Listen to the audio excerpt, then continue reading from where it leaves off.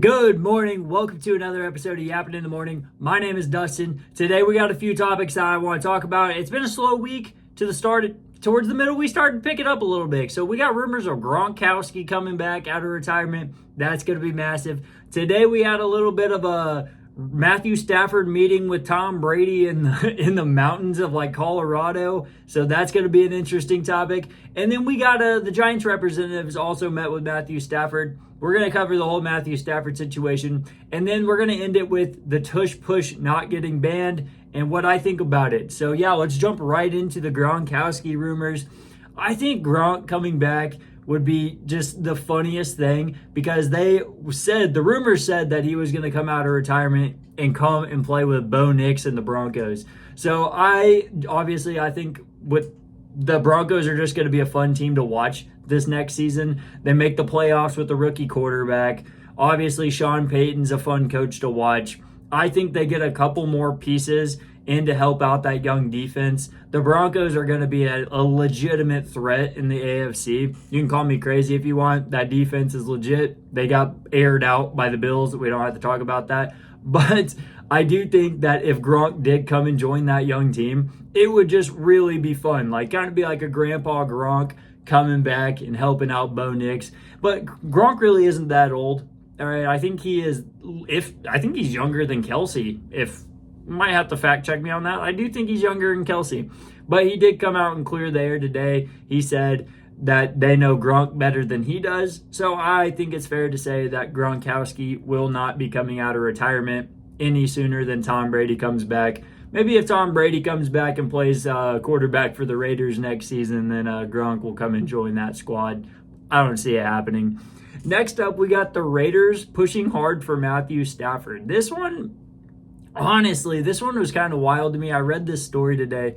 Tom Brady invites Matthew Stafford out for a little skiing weekend. Dude, this guy is pushing so hard for Matthew Stafford to be a Raider. The Rams did give Matthew Stafford permission to seek out a trade partner. So this is not tampering at all. Tom Brady is completely in the right to do this.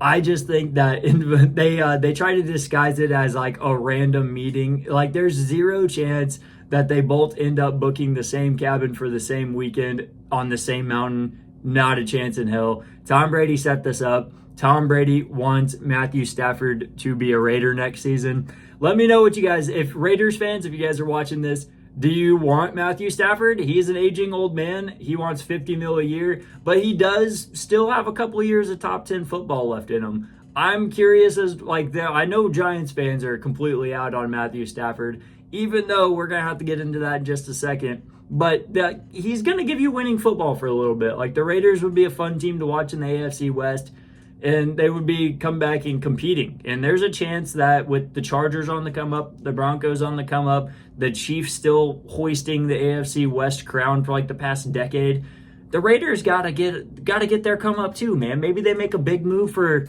Matthew Stafford and just really skyrocket up. Who knows, man? I think that'd be the same. It's the same for the Giants. Same situation. The Giants representatives met with Matthew Stafford's representatives today at the Combine in Indianapolis. I'm not too sure what the plan is for the Giants, if they want to pursue a quarterback in this draft like they should, because the Raiders pick at 6. The Giants pick at 3. If there's a quarterback on the board at 3, you kind of have to pick him. Otherwise, it's going to slip and he's going to go to 6, where the Raiders will pick him. Like, if Shadir Sanders is on the board at 3, honestly, you have to take it. There's really no ifs, ands, or buts about it. This is what you've built. This is where you're at in the rebuild. It's time to take a quarterback round 1. Who cares who he is? Cam Ward, Shadir Sanders, not Jackson Dart. Just get that one out of the way. Jackson Dart is a project quarterback. I think he's going to be great. We talked about that last week. Just not at 3. Please don't do it. But I don't hate Matthew Stafford coming to the Giants at all. I would welcome that with open arms.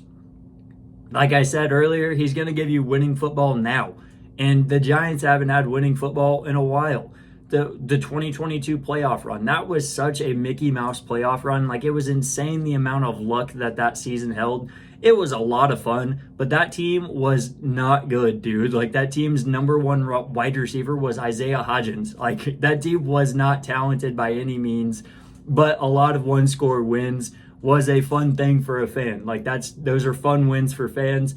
We won in the playoffs against a very also fraudulent Vikings team, and then got blown out by the Eagles in the divisional round. Like, we shouldn't have been there. We gave the Eagles a free path to the Super Bowl, basically. So, yeah, like, but Matthew Stafford, same situation as the Raiders. They'll get out of the AFC West basement. The Giants might get out of the NFC East basement. You know, like, it's like one of those win now moves. If the price is right, pull the trigger. What do you got to lose, man? Just, like, fuck it. Like, you're probably going to lose your job as a GM anyway if the team is bad.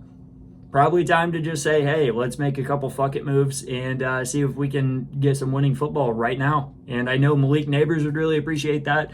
Big Malik Neighbors fan. I know I would appreciate that. Like, it's going to make football fun to watch again as a Giants fan. Is it going to probably fuck our Super Bowl chances down the road in a decade? Yeah, it's going to. Absolutely. But in the 2-3 years, can we build around Matthew Stafford and maybe make a push?